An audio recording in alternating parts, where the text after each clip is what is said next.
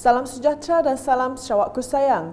Buletin UKAS edisi petang 4 Oktober 2020 bersama saya Janet Bennett. Tumpuan berita. Ketua Menteri Sarawak Datuk Patinggi Abdul Rahman Zohari Tun Datuk Abang Openg mengetuai ekspedisi bermotosikal dari Sibu ke Kapit pagi tadi. Pelepasan konvoi bermotosikal yang turut disertai 80 penunggang motosikal berkuasa tinggi tersebut telah dilakukan di Eco Garden Sibu. Ekspedisi tersebut kemudian menuju ke Gerai Sebaguna dan Tamu MDK Kenawit sebelum Ketua Menteri menghadiri taklimat projek pembangunan oleh JKR Wilayah Tengah. Beliau kemudiannya melakukan tinjauan dan lawatan santai ke Pasar Tamu Kenawit dan bersarapan bersama masyarakat di Gerai Sebaguna Kenawit. Rombongan kemudian menuju ke Dewan Sebaguna JKKK Nangangunggun Kenawit untuk majlis bersama rakyat dan taklimat projek pembangunan oleh JKR Wilayah Tengah di Dewan Sebaguna JKKK Ngungun Kenawit sebelum melakukan tinjauan ke projek rakyat Waterfront Song. Ketua Menteri seterusnya menghadiri majlis perasmian Kenawit Town Square dan mendengar taklimat projek Waterfront Kapit Fasa 4. Pada sebelah malamnya, beliau akan menghadiri majlis makan malam bersama masyarakat bertempat di Dewan Suara Kapit. Seterusnya, rakyat di negeri ini khasnya masyarakat Bidayu perlu terus kekal bersama kepimpinan Kerajaan Sarawak. Menteri Pendidikan Sains dan Penyelidikan Teknologi Sarawak, Datuk Seri Michael Manyin Jawong berkata, slogan Keramat Satu Bidayu Satu GPS seharusnya menjadi platform kepada kekuatan sokongan kepada kerajaan negeri. Menurutnya, Gabungan Parti Sarawak GPS sentiasa memastikan rakyat mendapat pembelaan sewajarnya, khususnya dari sudut kemajuan dan pembangunan kemudahan asas. Beliau berkata demikian semasa program penangguhan roadshow GPS, cawangan Tembeduk dan penyerahan bendera GPS bagi zon Tembeduk pada Sabtu. Sementara itu, adun Tembeduk tersebut menambah masyarakat setempat perlu bersiap siaga dalam menghadapi pilihan raya negeri akan datang meskipun dalam keadaan norma baharu susulan pandemik COVID-19. Selanjutnya, kumpulan kreatif dan inovatif KIK di kalangan penjawat awam Sarawak akan dapat mengetengahkan kaedah dan idea kreatif bagi menyelesaikan permasalahan yang sering dihadapi masyarakat selama ini. Menteri Utiliti Sarawak Datuk Seri Dr. Steven Rundi Utom berkata, misalnya pengenalan aplikasi pintar sistem pengesanan elektronik senapang patah eFATS oleh kumpulan BTS 2.0 pada pertandingan KIK bersempena Konvensyen KIK Perkhidmatan Awam Peringkat Negeri Sarawak akan dapat menyelesaikan pertukaran borang pemindahan milik senapang patah di seluruh Sarawak. Terutamanya dari segi menyelesaikan masalah pengesanan borang permohonan pertukaran firearm ataupun senapang patah.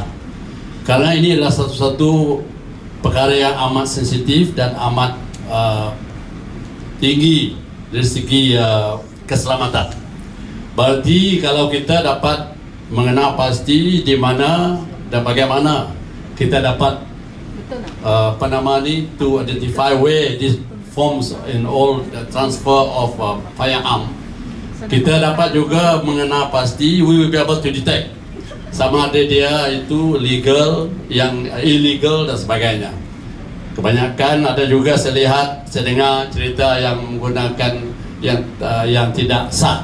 Berarti dia tidak mempunyai lisens yang dikeluarkan oleh pihak berkuasa. Beliau berkata demikian semasa berucap dalam projek KIK Pentadbiran Bahagian Bintulu tahun 2020 di Bintulu. Datuk Seri Dr. Steven Rundi menambah, aplikasi elektronik ini dapat diperluaskan dalam bidang lain seperti pengurusan dan pentadbiran, terutamanya di peringkat kampung dan rumah panjang di Sarawak. Kita dapat kembangkan ini, this idea, creativity ini kepada pengurusan terutamanya di peringkat kuasa-kuasa di luar bandar.